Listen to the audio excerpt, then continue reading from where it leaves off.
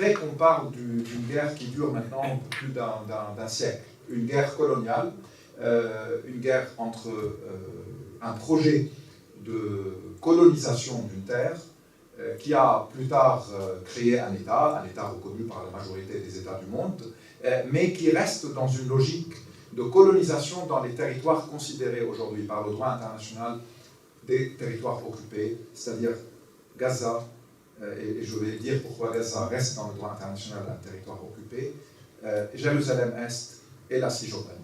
Mais l'histoire avait commencé bien avant, évidemment. La Palestine faisait partie de l'Empire ottoman, comme tous les territoires de la région ont fait partie de l'Empire ottoman entre 1517 et la fin de la Première Guerre mondiale, 1918, donc 4 siècles d'Empire ottoman. Avant cela, il y a eu d'autres empires, il y a eu les Mamelouks, il y a eu les croisades qui ont occupé avant d'être chassés par les Ayyoubites, il y a eu l'empire abbasside, musulman, il y a eu l'empire omeyyade, avant ça il y avait les byzantins, donc c'est une... Et évidemment il y a eu aussi des royaumes et des autorités dans le temps, dans ce qu'on appelle les Canaanites, donc y compris le peuple juif, mais d'autres peuples.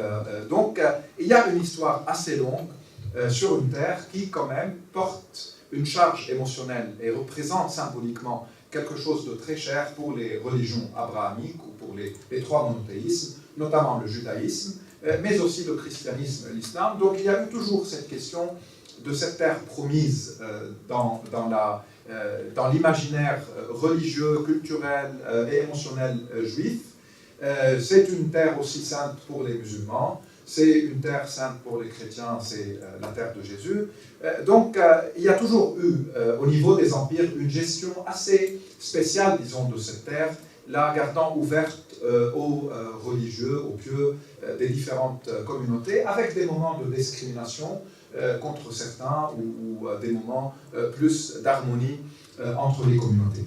Mais avec le projet colonial britannique, les choses commencent à changer, de même que les choses commencent à changer avec la montée de l'antisémitisme en Europe, surtout à l'Europe de l'Est, les pogroms en Russie, l'antisémitisme en Europe de l'Est, puis l'affaire Dreyfus en France, et un sentiment chez des intellectuels juifs que finalement on n'est pas les bienvenus dans ce continent européen, on subit l'antisémitisme d'une manière régulière. Donc l'idée du sionisme est née à ce moment-là, on est fin du 19e siècle, avec Theodor Herzl, un intellectuel juif, qui dit que finalement, on doit créer un État-nation qui permet aux juifs d'être protégés, éloignés de cet antisémitisme européen. Mais le projet de Herzl, on oublie toujours, était un projet très européen. Il ne parle même pas des juifs non européens. Les séfarades, les mizrahim, les juifs de la région, n'étaient pas dans sa pensée, ne faisaient pas partie de cette nation qui doit bâtir un État. Donc c'était un projet européen nationaliste, minoritaire chez les juifs. La majorité n'ont pas suivi le projet sioniste pendant très longtemps. Et d'ailleurs, il y avait plus de départs, par exemple, vers les États-Unis que vers la Palestine, quand le Fonds juif a été créé pour encourager les gens à partir, y compris même après l'Holocauste et la Deuxième Guerre mondiale. Mais le projet sioniste est né au sein de l'antisémitisme européen. La Palestine n'était pas la première destination, parce qu'ils évitaient aussi que ce soit un projet religieux. Il y avait encore un nationalisme laïque, culturel juif chez Herzl. Finalement, ça va être considéré comme la destination. Et les sionistes en Europe commencent à contacter l'Empire ottoman, qui rejette leurs demandes d'acquisition de terres et de migration massive. Mais des premiers commencent à arriver. Déjà, il y avait des juifs russes qui sont arrivés en Palestine. Et en Palestine même, il y avait 3 à 4% de la population locale qui est juive palestinienne, donc qui est juive de la région. Une partie est séfarade, l'autre partie est mizrahim. Et sous l'Empire ottoman, il y a eu un rejet du projet sioniste. Mais avec la chute de cet Empire ottoman, et avec la Première Guerre mondiale, où les Ottomans se sont ralliés aux Allemands et à l'Empire austro-hongrois contre les Britanniques, les Français et les Russes, avant la révolution bolchevique, les Britanniques ont commencé des offensives diplomatiques qui vont, et des promesses dans tous les sens qui vont en parallèle avec la guerre sur le terrain. Donc, en plus des attaques militaires, les Britanniques présents en Égypte ont promis au gouverneur de la Mecque, un certain Hussein, il s'appelait Hussein, Sharif Hussein, qui est de la famille hachémite, donc un descendant de la famille de Mohammed, le prophète de l'islam, lui a promis que si jamais il y a une rébellion arabe ou une révolte arabe contre les Turcs ottomans, l'Empire britannique va le connaître en tant que roi des Arabes. Sans lui dire, c'était une promesse très ambiguë en 1915 pour créer des divisions au sein de l'Empire ottoman. L'année d'après, un accord secret entre les Français et les Britanniques a été conclu, l'accord Sykes-Picot, en 1916. Il était secret, mais il va être révélé en 1917 par Lénine, par les bolcheviks, parce qu'ils ont eu les archives du tsar où les Britanniques avaient informé le tsar, leur allié, de cet accord. Et dans cet accord, on partage la région. Ce n'est pas vrai que Hussein va être le roi des Arabes. En fait, pour simplifier, Liban-Syrie, ça va être sous le contrôle français. Palestine, Transjordanie, comme on appelait la Jordanie dans le temps, et Irak vont être sous le contrôle britannique. Pourquoi les Britanniques voulaient ces trois territoires? Parce que ça leur permet, en les contrôlant, un accès direct via la Perse ou l'Iran du temps, à l'Inde. L'Inde étant l'obsession britannique depuis très longtemps. Le canal de Suez a été conçu pour cela. Donc il fallait avoir cela. Et en plus, les Britanniques savaient qu'il y avait du pétrole en Irak. Et ils voulaient un accès du pétrole irakien vers la Méditerranée. Donc le port de Haïfa, la ville palestinienne, qui était le plus grand port de l'Est de la Méditerranée, est vital pour ce projet. Et ils avaient dit que pour Jérusalem, étant donné que c'est une ville sainte pour les trois monothéismes, on va la gérer d'une manière différente. Elle va être ouverte aux fidèles, aux croyants, avec une présence des représentants des grandes communautés, y compris les Russes, s'agissant des biens orthodoxes, parce qu'il y a évidemment en Palestine, comme au Liban, comme en Syrie, les orthodoxes chrétiens sont la majorité des chrétiens d'Orient. Donc, une ville ouverte. En même temps, et pour continuer, puisque les Britanniques avaient aussi promis aux Italiens des terres en Anatolie, en Turquie, ils avaient promis aux Russes un accès direct à Constantinople ou Istanbul, qui pour les Russes et pour le Tsar et l'Église orthodoxe là-bas était toujours une destination importante pour des raisons religieuses, mais aussi pour des raisons stratégiques, puisque c'est le passage de la mer Noire à la mer Méditerranée. Donc les Britanniques étaient sur tous les fronts. Et par rapport à la Palestine, les sionistes vont être extrêmement actifs et vont solliciter les Britanniques pour obtenir, durant toute cette politique coloniale de Londres, obtenir une déclaration ou une promesse leur permettant d'organiser les migrations vers la Palestine dans l'horizon d'obtenir un État ou de construire un État là-bas.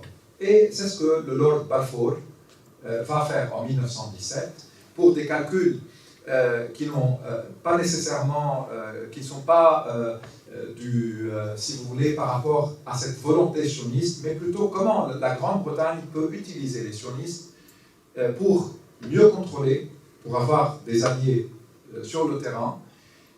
En plus, Balfour pensait que les sionistes peuvent convaincre les juifs bolcheviques de ne pas sortir de la Première Guerre mondiale. Hein, la Russie va sortir évidemment, mais c'était un moment d'hésitation encore.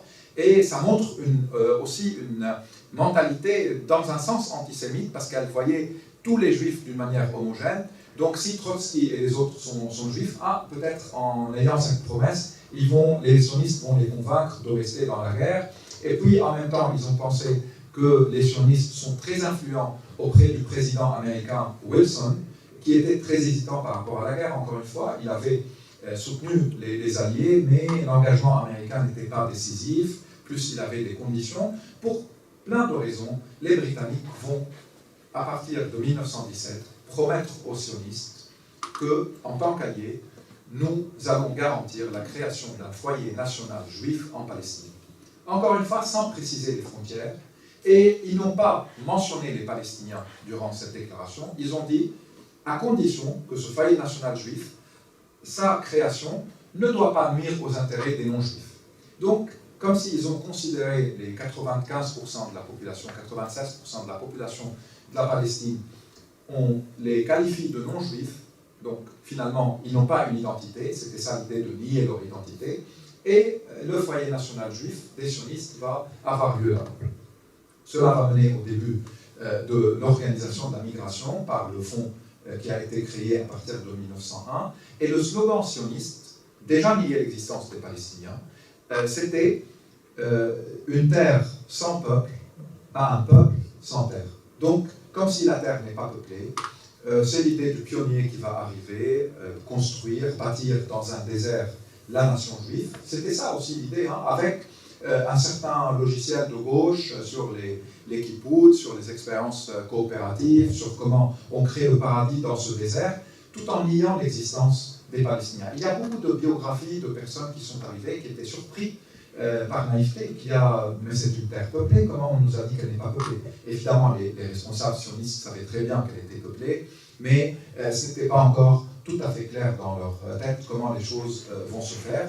Et c'est pour ça aussi que depuis ce moment-là et jusqu'à Oslo, les accords d'Oslo qu'on va évoquer, le terme palestinien n'a jamais été utilisé par l'élite politique israélienne. On les appelle, et jusqu'à maintenant, les Arabes.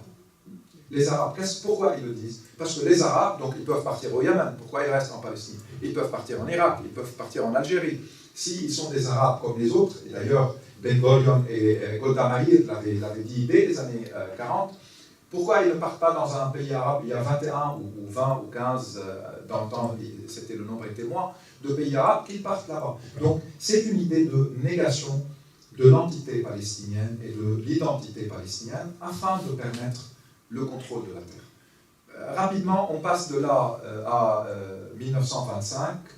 Balfour lui-même, qui avait fait la déclaration visite la Palestine, il inaugure des projets sionistes. On voit que la mise en place de l'infrastructure étatique avait commencé. Les clashs avec les Palestiniens étaient de plus en plus importants, mais la démographie n'était pas encore aussi menaçante pour les Palestiniens pour l'explosion d'une révolte contre les Britanniques, même s'il y avait régulièrement des accrochages par rapport à l'eau, par rapport à l'acquisition des terres, parfois en l'achetant, parfois avec des complicités et de la corruption facilitée par les Britanniques en confisquant ou en prenant, en saisissant des terres. Et en 1936, finalement, la première grande révolte palestinienne explose et on rentre dans une guerre de 3 ans. Pourquoi 36? Parce que la migration vers la Palestine augmente d'une manière considérable. 36, le contexte européen, c'est la montée de Hitler, après la montée du fascisme de Mussolini. L'antisémitisme est devenu de plus en plus agressif et criminel. Certains partent là-bas. Donc en 36, les notables palestiniens, les paysans, mais aussi les familles de notables de Jérusalem, et puis il y a le rôle négatif du Moufti de Jérusalem également, mais il y avait le Moufti aujourd'hui, on l'évoque tout le temps, mais il n'était pas le seul, pas du tout. Il y avait des notables, il y avait le début d'un mouvement national palestinien, il y avait déjà aussi ceux qui considèrent que le communisme peut être une perspective commune. Il va y avoir une grande révolte, en tout cas, contre les sionistes et les Britanniques. Ça va mener à une guerre de 3 ans, qui se solde par une défaite palestinienne. Et suite à cette défaite, par contre, les Britanniques commencent à comprendre que le piège devient de plus en plus grand pour eux, comment gérer toutes les contradictions, les promesses. Ils décident d'arrêter la migration juive vers la Palestine européenne. Sauf que 1939, c'est la veille de la Deuxième Guerre mondiale. Donc cette volonté britannique ne va pas perdurer. Et durant la Deuxième Guerre mondiale, la barbarie nazie et tous les crimes contre les Juifs européens vont mener à une politique britannique qui disait on ne peut plus continuer à les bloquer. Certains essayaient d'arriver en Palestine, d'autres sont partis aux États-Unis. Puis, après la fin de la guerre et la découverte des camps de la mort, des camps de concentration, l'Holocauste et toute l'horreur qui a eu lieu, les Britanniques disent on ne peut plus rester les gestionnaires politiques de ce sujet. Ils se retirent c'est le moment aussi 1945 de la formation des Nations Unies, donc c'est un problème maintenant de toute la communauté internationale de le gérer. Donc entre 1945 et 1947, il va y avoir beaucoup de médiation pour trouver un compromis. Cela n'était pas possible pour les Palestiniens soutenus par les quelques pays arabes déjà indépendants, parce que contrairement à ce qui est répété souvent, la majorité des pays arabes n'étaient pas encore indépendants, ils n'étaient pas membres des Nations Unies. Donc les quelques pays arabes, pour des raisons différentes, pas nécessairement sincères par rapport aux droits des Palestiniens, mais par crainte des conséquences, vont soutenir un refus palestinien de compromis. Pour les Palestiniens, on paye un prix d'une politique coloniale britannique, puis de l'horreur de l'Holocauste que nous n'avons pas commis. Donc le compromis est très difficile pour eux. Mais finalement, les Nations Unies vont voter en 1947 un plan de partage de la Palestine entre un État juif et un État palestinien arabe. Il est refusé par les quelques pays arabes qui sont membres des Nations Unies. Juste un rappel, à ce moment-là, il y avait 56 membres. Non, il y avait 56 membres au niveau des Nations Unies. Aujourd'hui, on est à peu près 193, 194. Sur les 56 membres, c'est là où le chiffre 30 arrive, 33 ont voté pour la partition, 13 ont voté contre, et 10 pays se sont abstenus. Parmi les 33 qui ont voté pour, il y a l'Union soviétique et tout le bloc de l'Est. Il y avait des mauvais calculs, ils pensaient qu'Israël allait être leur allié, vu un peu cette idée d'un sionisme de gauche, etc. Tous les pays européens occidentaux, et évidemment les États-Unis, Canada, Australie, avec du continent asiatique où la majorité des pays étaient soit pas indépendants, soit en lutte pour l'indépendance, juste les Philippines votent pour. En Afrique, il y a l'Afrique du Sud qui vote pour, et en Amérique du Sud, il y a plusieurs pays qui votent pour. Sinon, c'était un vote quasiment européen, de l'Est comme de l'Ouest, américain, avec quelques pays de l'Amérique du Sud. À ce moment-là, en 1947, le Maroc, l'Algérie, la Tunisie, la Libye, le Soudan, la Mauritanie, si on parle de la Ligue arabe, et si on passe de l'autre côté, Oman, les Émirats, Qatar, Bahreïn, Koweït, tous ces pays n'étaient pas indépendants, n'étaient pas membres des Nations Unies. S'ils l'étaient, le vote serait terminé. Il n'y aurait pas eu de vote positif pour la partition. Mais même avec ce vote qui a eu lieu, qui devient une réalité dans le droit international, qu'on le souhaite ou pas, il y a un État qui a été créé et il y a un autre qui est toujours suspendu, puisque les Israéliens vont en 1948 déclarer l'indépendance, mai 1948. Du côté palestinien, il y avait toujours les hésitations, comment on va gérer cette affaire, est-ce qu'on compte sur les Arabes, est-ce que c'est à nous de créer notre mouvement national, qui va l'incarner. Il y avait un haut commissariat qui négociait et qui avait proposé d'ailleurs un État laïque, démocratique, depuis le temps, où on n'est pas dans une distinction de partition, mais on partage la terre avec ceux qui sont déjà là, qui sont arrivés, et on gère la question de la migration. Ça a été rejeté. Les Nations Unies dépêchent un nouvel émissaire pour essayer de trouver un compromis. Il est assassiné par un extrémiste juif de la tendance de Jabotinsky et de la droite sioniste qui donne lieu aujourd'hui à un parti comme le Likoud, par exemple, et comme d'autres partis de la droite et de l'extrême droite israélienne. Donc les dernières chances d'éviter un conflit disparaissent, et en 1948, avec la déclaration d'indépendance d'Israël, des pays arabes déclarent la guerre, des pays voisins, contre Israël, et perdent la guerre. Sauf que durant cette guerre-là, avec leur armée archaïque, des armées non entraînées, et des systèmes déjà loin de tout ce qui peut être moderne et démocratique, ils perdent la guerre, mais c'est les Palestiniens finalement qui perdent. Pourquoi ils perdent? Parce qu'il va y avoir le grand problème de ce qu'on appelle dans certains livres le nettoyage ethnique, dans d'autres le déplacement forcé des Palestiniens. Entre 750 et 800 000 Palestiniens sur les 1 100 000, 1 150 000 vont être chassés de leurs terres dans ce qui va être Israël 48, c'est-à-dire ce que le plan de partage reconnaissait comme État juif, et des terres que l'armée du nouvel État israélien ont gagnées au-delà de ces territoires. Ce qui fait que Le plan de partage donnait 55% de la Palestine historique à l'État juif, 55%, et 45% à un État palestinien. Après la guerre de 1948 et avec le cessez-le-feu de 1949, l'État d'Israël est sur 78% du territoire de la Palestine historique, et ce qui reste, c'est 22%, c'est-à-dire Jérusalem-Est, la Cisjordanie et Gaza. En 1949, les Nations Unies votent de nouveau. Cette fois, ils votent une résolution, 194, qui stipule le droit des Palestiniens de retourner sur les terres desquelles ils ont été chassés, ou compensation. Et une agence onusienne, qui fait débat aujourd'hui, a été créée, l'ONURWA, pour les aider là où ils sont dans les camps de réfugiés, avant ce possible retour ou la compensation. Cette fois, les Arabes acceptent, mais c'est Israël qui rejette. Donc, les réfugiés ne rentrent pas. Ces réfugiés-là, ils se trouvent à Gaza, parce qu'ils ont été chassés, disons, du sud d'Israël aujourd'hui, de la Palestine dans le temps. Ils se trouvent à Gaza.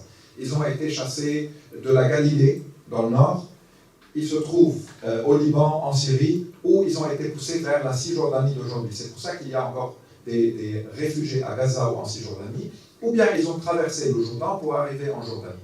Ce qui crée dans ce moment-là, à ce moment-là, cette grande crise de réfugiés qui continue évidemment à exister jusqu'à maintenant. Les Israéliens disent s'ils rentrent, la démographie change, donc l'État juif n'a plus ces caractéristiques qui le qualifient.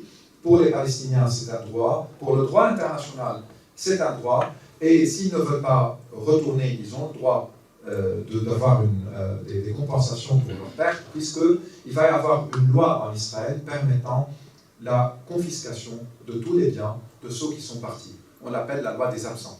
Ils sont partis, donc leur terre est maintenant la propriété de l'État, qui l'utilise pour installer de nouveaux migrants arrivant, soit d'Europe, soit plus tard, à partir des années 50, d'Irak, du Maroc, de plusieurs pays arabes, où des agressions aussi contre les communautés juives ont eu lieu, et où plusieurs facteurs font que ces juifs arabes partent soit vers Israël, soit vers la France, soit vers les États-Unis. La majorité, par exemple, des juifs libanais sont partis aux États-Unis, Canada, Syrie, c'est la même chose. C'est surtout les Irakiens, les Yéménites et les Marocains qui vont partir en Israël, les autres plus vers la France, etc.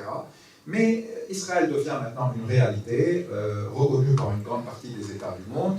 Du côté arabe, il y a toujours un rejet de reconnaissance tant qu'il n'y a pas un retour des réfugiés et les cartes doivent être visitées. Puis il y a